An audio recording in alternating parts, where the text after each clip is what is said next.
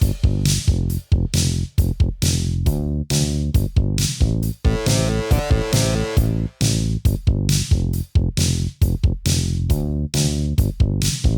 दोस्तों, स्वागत है आपका मेरे channel motor drive triple six के आज के मेरे इस नए ब्लॉग में। एक्चुअल में आज जो गाड़ी मेरे साथ है वो क्रेटा।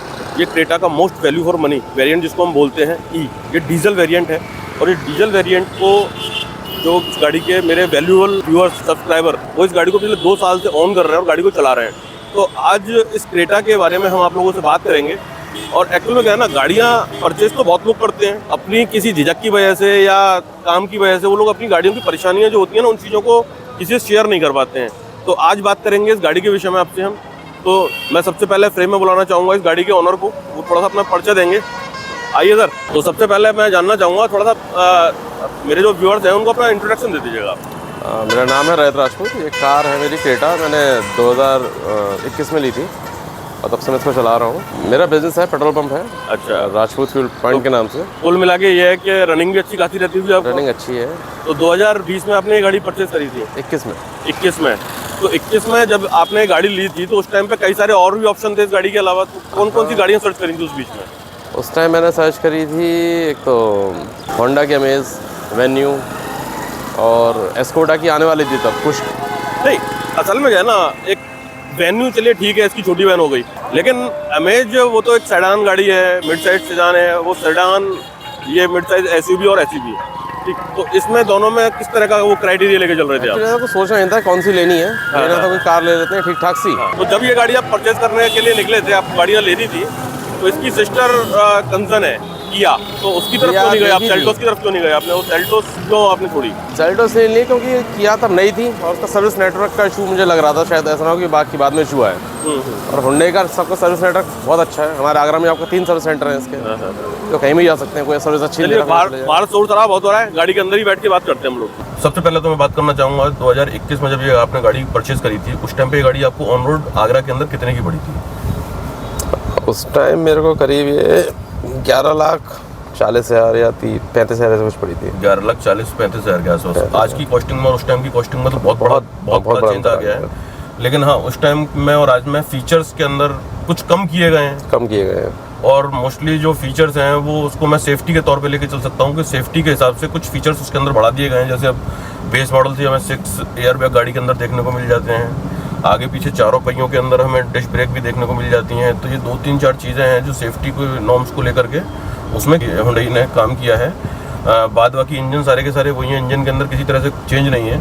अच्छा, ये सारी चीज़ें चलो ठीक हैं, कंपनियां अपने अंदर इम्प्रूवमेंट कर रही हैं, बहुत अच्छी बात है। लेकिन साथ साथ मैं आपसे एक चीज़ और जानना चाहूँगा, गाड़ी लेते टाइम पे आपने सेफ्टी के हिसाब से कुछ सर्च किया था गाड़ी के अंदर, या गाड़ी केवल नाम के हिसाब से ले ली थी? क्योंकि गाड़ी की हाइप बहुत बनी हुई थी उस टाइम पे भी, और आज भी गाड़ी की हाइप बहुत तगड़ी बनी हुई है। जो अगर हम लेने जाते हैं तो आराम से 6 महीने की, 7 महीने की, 8 महीने की गाड़ी के डीजल के वेरिएंट पे इस टाइम पे वेटिंग चल रही है। और वेटिंग के हिसाब से जाके हम देखते हैं शोरूम्स पे, तो शोरूम पे इस टाइम पे गाड़ी है अवेलेबल ही नहीं है। डीजल मॉडल तो खासतौर से अवेलेबल ही नहीं है। तो क्या स्थिति रही आपने उस टाइम पे, क्या क्या चीज़ें सर्च करी थी इस गाड़ी को लेते टाइम पे? मैंने सर्च किया था सब कुछ। एक्चुअली जो डीलरशिप्स थे वो लोग ई मॉडल देने में तैयार नहीं थे। वो कह रहे थे आप या तो ई मॉडल लीजिए या फिर इसका जो ऊपर का मॉडल था वो मतलब वो मॉडल लीजिए। तो और अगर आप आपका ई लेंगे तो आपका एसेसरीज आपको लेनी पड़ेंगी एक्स्ट्रा में। तो उस बीच में फिर आपने एसेसरी वगैरह ली थी गाड़ी? नहीं, मैंने नहीं ली। अच्छा, वेट किया था गाड़ी लेने का? वेट 6 महीने की वेटिंग बताई थी। 6 महीने की वेटिंग बताई थी, 4 महीने में डिलीवर कर दी थी। 4 महीने में डिलीवर कर दी थी। तो चलिए, उसके साथ साथ एक चीज़ और मैं जानना चाहूँगा आपसे कि गाड़ी के अंदर अच्छाइयाँ तो दुनिया बता देती है, वो हम लोगों को भी पता है, लेकिन मोस्टली जो गाड़ियों के अंदर छोटी मोटी कमियां आती हैं, सर्विस को लेकर के कुछ इशू होते हैं, कुछ इस तरह के कुछ इशू वगैरह रहे आप लोग आपके साथ? नहीं, मेरे संग सर्विस के लेके कोई इशू नहीं रहा। होंडा गाड़ी के अंदर जैसे कुछ कमियां रही हैं, रैटलिंग नॉइज रही हो या किसी कोई और तरह की कोई दिक्कत रही हो, इंजन के साथ कोई दिक्कत आई हो? नहीं, ऐसी कोई दिक्कत। गाड़ी की परफॉर्मेंस में कहीं कोई दिक्कत रही? परफॉर्मेंस भी बढ़िया है गाड़ी की, कोई ऐसा इशू नहीं है। मतलब कुल मिलाकर इस गाड़ी के अंदर किसी तरह की आज तक कोई परेशानी आई ही नहीं? मुझे कोई परेशानी नहीं आई अभी तक। कोई चीज़ खराब हुई हो गारंटी के टाइम पे जो ये इसका जो ये बटन्स होते हैं विंडो वाला, ये शायद 2 बार खराब हुआ है वो। मैं सर्विस सेंटर गया तो ये जो विंडो वाली बटन की जो आपने बात करी है, ये कई सारे लोगों से मेरी बात हुई है, ये एक्चुअल में कमी तो है इसके अंदर, उस टाइम की गाड़ियों में थी, शायद आज इम्प्रूवमेंट कंपनी के द्वारा कर दिया गया हो। तो मैंने 2 बार सर्विस सेंटर गया तो उन्होंने चेंज कर दिया था free of cost, free of cost change कर दिया था। तो 2 बार चेंज करा चुके हैं। और एक बार उन्होंने आपको हॉर्न भी चेंज किया था अपने आप, मेरा बिना बोले इस तरह चेंज कर देते हैं। हाँ।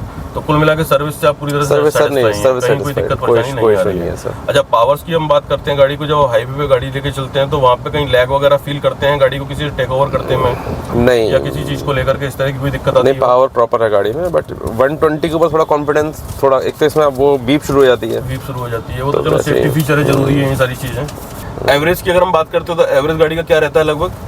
एवरेज का सिटी में तो करीबन 17-18 के आसपास रहता है। 17-18 का। एक्चुअल में इस गाड़ी के अंदर जो इंजन आता है, इंजन की कॉन्फ़िगरेशन में आपको बता देता हूँ, इस गाड़ी में 1493 मतलब 1,500 लीटर का इसके अंदर CRDI इंजन आता है जो 4 सिलेंडर के साथ आता है। और जब पावर फिगर की बात करता हूँ इसके अंदर तो 113 bhp, और लगभग जब मैं इसके टॉर्क की बात करता हूँ तो 250 Nm का ये न्यूटन मीटर का टॉर्क जनरेट करता है। तो उस हिसाब से इंजन के अंदर तो कोई दिक्कत परेशानी है ही नहीं है। एवरेज आपने लगभग बताया कि अगर एकदम सिस्टम तरीके से अगर गाड़ी को चलाते हैं, आराम से गाड़ी को चलाते हैं, क्योंकि हर इंसान का अपना गाड़ी चलाने का एक प्लेजर होता है, एक तरीका होता है गाड़ी चलाने का, गाड़ी किस तरह से वो उसको रगड़ के चला रहा है या बड़े आराम से चला रहा है, तो इन सब चीज़ों का भी इशू बन जाता है। तो लगभग कितना आपने मैक्सिमम इस गाड़ी से एवरेज ले रखा है अभी तक? एवरेज मैंने मैक्सिमम इससे एक बार 23 का ले रखा है। 23 का आपने लगभग लिया हुआ है इस गाड़ी से। और बाद बाकी नॉर्मल वे में जैसे गाड़ी आप सिटी में चलाते हैं तो उस कंडीशन में? सिटी में 17-18 है। कितना किलोमीटर रनिंग कर लिया इस गाड़ी से लगभग? करीब 48,000। कुछ रनिंग्स वगैरह दिखाना चाहूँगा। गाड़ी 48,497 किलोमीटर गाड़ी ये रनिंग की हुई है। चलिए कुछ चलते चलते बात करते हैं गाड़ी में, देखते हैं गाड़ी की परफॉर्मेंस, पहुंची ऊंचियों में क्या इसका रेस्पॉन्स निकल के आता है।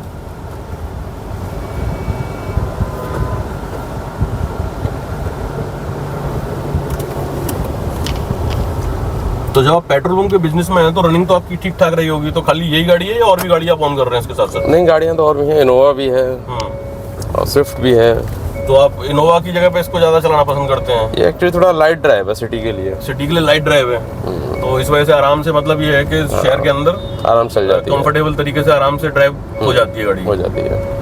और वैसे टर्निंग रेडियस वगैरह भी अच्छा है इसका। सीट बेल्ट लगा लेते हैं हम लोग। ये आवाज़ कर रही है भैया, इन सब चीज़ों का ध्यान देना बहुत ज़रूरी है गाड़ी में। और लगानी पड़ेगी तब जाके इसकी टन बंद होगी। ये देखिएगा जी, बस एक चीज़ तो है, जिस रोड पे हम लोग चल रहे हैं उस रोड में गड्ढे गुड्ढे बहुत हैं, उसके बावजूद भी गाड़ी के अंदर रैटलिंग नॉइज के नाम के हिसाब से तो मेरे को कुछ इसमें नज़र नहीं आ रहा है, ना मेरे कानों में इस तरह की कुछ आवाज़ें आ रही हैं। और NVH की बात करते हैं तो गाड़ी के अंदर AC चल रहा है, AC इसका अभी 2 नंबर पे चल रहा है, उसके बावजूद भी गाड़ी के अंदर बहुत ज़्यादा शोर शराबा इस तरह की कोई चीज़ें इसमें मैं फील नहीं कर पा रहा हूँ। तो चलिए गाड़ी को आप ठिकाने पे ले जाके रोक के फिर मैं आपके इसकी कुछ लुकिंग्स गाड़ी की दिखाना चाहूँगा। अच्छा, गाड़ी में कुछ आपने कंपनी से, गाड़ी डीलरशिप से लेने के बाद इसमें कुछ आफ्टर मार्केट कुछ काम करवाया है क्या? हाँ, मैंने कराया है, इसमें एक तो म्यूजिक सिस्टम लगवाया है। हाँ हाँ, तो ये मैंने दिल्ली से लगवाया था। और बाकी करोल बाग? हाँ। अच्छा भाई, क्रेटा का तो हब है करोल बाग दिल्ली के अंदर, क्योंकि इसके बेस मॉडल में म्यूजिक सिस्टम और स्पीकर्स नहीं आते हैं। हाँ, तो इसलिए मुझे लगवाने पड़े थे बाहर, और सीट कवर्स लगवाए थे बाहर से। हाँ। अच्छा, इस गाड़ी में मैंने एलॉय व्हील देखे थे, एलॉय व्हील आपने डीलरशिप से लिए थे या? मैंने नोएडा में एक डिस्ट्रीब्यूटर है हुंडई के, उन्हीं से लिए थे। अच्छा अच्छा, तो उस टाइम पे कितने के पड़े थे लगभग ये? तकरीबन 30,000 के आसपास पड़े थे। मतलब कुल मिला के आप सेटिस्फाई हैं गाड़ी से, पूरी तरह संतुष्ट हैं इससे? लोगों को सजेस्ट करेंगे गाड़ी लेने के लिए? हाँ बिल्कुल, लेनी चाहिए, अच्छी गाड़ी है, कोई इशू है नहीं। कोई इशू नहीं है?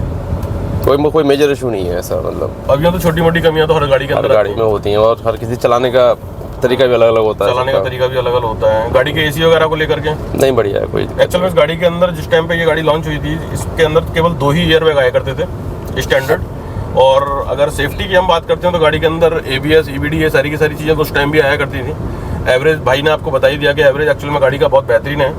गाड़ी को हम साइड में लगाते हैं और गाड़ी की मैं आपको लुकिंग दिखाता हूँ, गाड़ी के अंदर क्या क्या भाई ने काम करवा रखा है, तो थोड़ी सी वो चीज़ें आपको और दिखाऊंगा मैं इसमें, तो मालूम पड़ती है कि क्या पता ना। वैसे ये गाड़ी ब्लैक कलर में, तो ब्लैक कलर को, अच्छा ब्लैक कलर में ये गाड़ी है तो इसको मेंटेन करने के लिए किस तरह से क्या करते हैं? वो सबसे बड़ा खतरनाक तो यही इशू है गाड़ी का, वो 1 घंटा लगता है, हम लोगों ने बात नहीं करी है। सुबह टाइम लगता है साफ करने में, सुबह टाइम लगता है साफ करने में।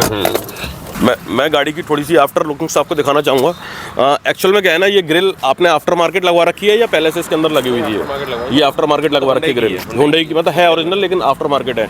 लाइट्स की जब हम बात करते हैं तो वही हेलोजन लाइट है इसके अंदर, लेकिन प्रोजेक्टर टाइप में उस टाइम भी आया करती थी।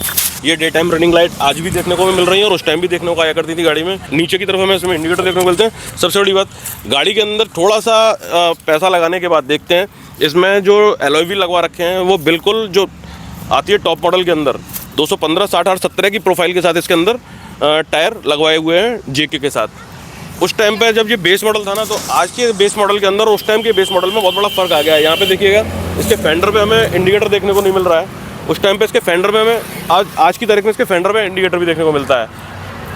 2020 में 21 में इस जगह पे हमें इंडिकेटर देखने को मिलता था, और आज तो मैं कहना ही क्या है। नीचे की तरफ देखते हैं इसकी, ये भी आफ्टर मार्केट लगी हुई है, बट है ये सारे के सारे डीलरशिप से लिए हुए। ऊपर ये जो आप देखिए टचेस कंपनी के द्वारा थोड़े से चेंज किए गए हैं। ऊपर हमें रूफ रिल भी इसमें देखने को मिल जाती है। ये पीछे से लुकिंग्स देखिएगा आप, ये पीछे से गाड़ी की लुकिंग्स है।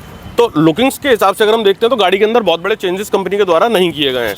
जो मेन चेंज है वो आपको मैं दिखा चुका हूँ, और मैं आपको धीरे धीरे करके दिखाई देता हूँ। उसके अंदर एक चीज़ और मैं दिखाना चाहूँगा, ये देखिएगा जो सबसे बड़ा चेंज कंपनी के द्वारा किया गया है वो हमें यहाँ पे देखने को मिलता है।